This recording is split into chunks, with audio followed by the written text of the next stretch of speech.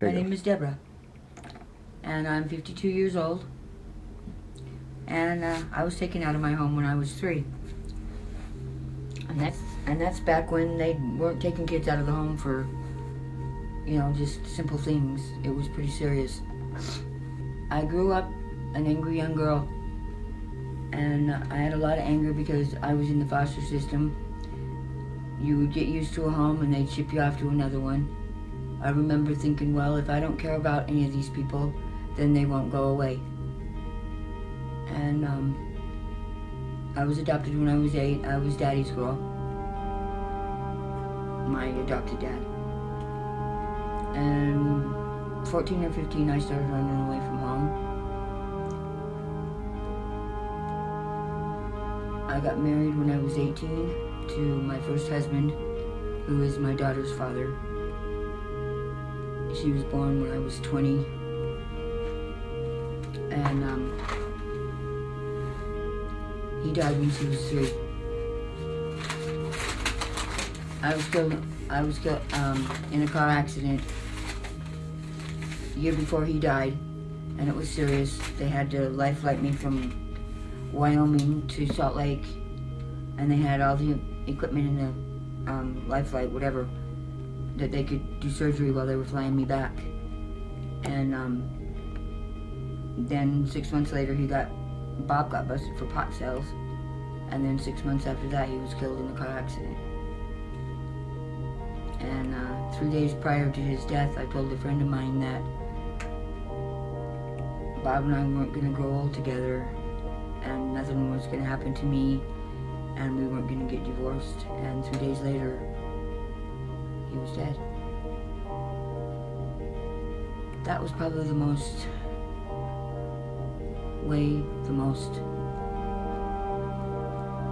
worst part of my life is when Bob died. And it's been over 30 years and I still miss him. He was a good man.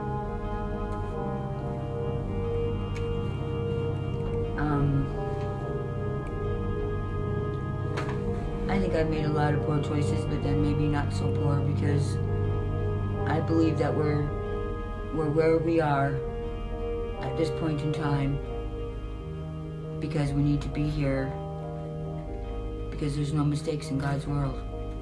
And each and every one of us is either here to touch someone's life or have someone else touch our lives. And there's choices I've made just recently that I wish I could have done differently, because right now I'm what they call couch hopping.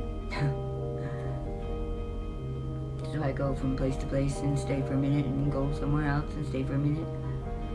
But I know there's a purpose, and I know my Heavenly Father's guiding me, and sometimes He's carrying me.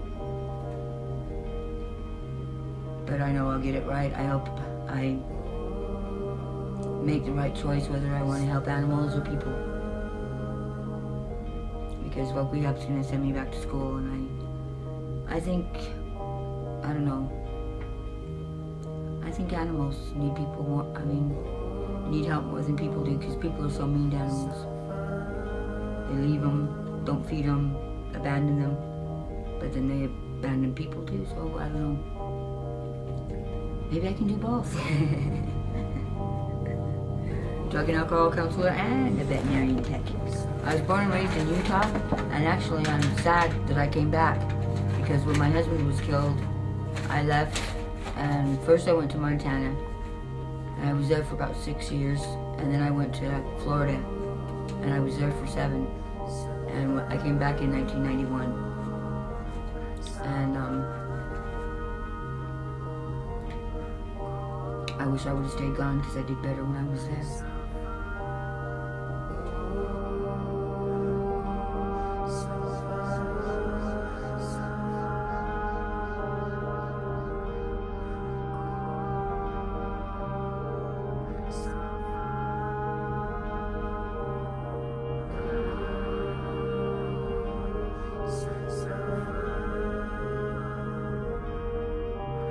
When I came back to Salt Lake, I did good for a little while, and then I got injured, my back injured. And and my sister-in-law she was doing coke and she was staying with me, and I started doing coke, and I lost a really good job, and I became a crackhead. Or I was a rock star though, I was never a crackhead. And I quit crack about 10 years ago and started using meth. Went to prison because of meth. Went to prison twice because of meth, because I can't do paper. And now I've been off paper since 2006, and my number's expirated, and I haven't been in any kind of trouble except for a speeding ticket. And now I'm trying to get help from folk rehab, get a place to live again, stand on my own 2 feet. That's something I've never done before in my life. I've always had either my dad or been in a relationship with somebody, or bought the money I got when I was a widow. And I'm trying to make my way in the world. I guess trying to make my mark on the world, I should say. And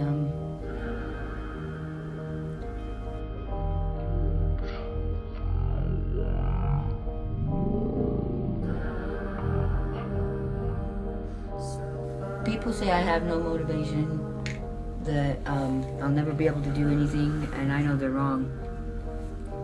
Because I might be a little slow, but I'm not a quitter.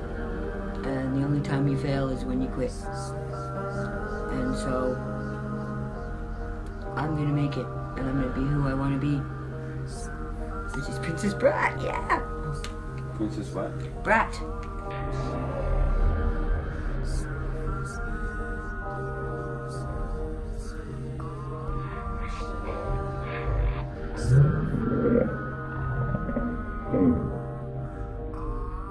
Costumes? Sure. Oh. Well, hey Debbie, guess what? Where are you going? Okay. Well, you know, this is, I just want to let you know, Ian's back here with the film, and I just want to let you know my girlfriend's getting out in less than a week here. Yay. And this is your last week, and I'm glad that you're much better, and and I'm much better as people now, knowing each other better. All right? Because we've known each other, what, 10 years now? Not quite that. How many years? I don't know. I don't know. I'm upset about it. Not 5, 6. So you're doing a lot better now? You're not going to just go disappear, right? You might come and see me sometime after, you get well. Promise? Just won't run all the way around. You can contact our website. Say hi to me. You don't have to meet everybody else around here. Okay, but you can call Ian, because he's a hell of a cameraman. You gave him the best footage he ever made. Swear to God, that's what he said. Those were his words when he left that night. I have no idea what he's done with it, but only he knows what he's the greatest editor. Maybe you could be an actor sometime and tell all these motherfuckers how you feel. You can make a movie about it, huh? Fuck yeah! Start writing it down and get all your notes ready, because you could have anybody play that part you wish. Huh? Huh? What? I gotta go. I'll see you in a little bit. Okay, see you in a little bit, Deb. Whoever it calls for, hey, is this for you? Okay, because that's the reason I let you. When we moved in when I let you come in here, is because you were really coughing and you were sick. You were sick, and you're doing a lot better now. I still am sick, just mentally. That's the reason why I actually let you in, because the Lord said to. Oh, come on, you could have let me catch pneumonia. No, hell fucking no. That would have been my conscience. There's no fucking way. So, there's no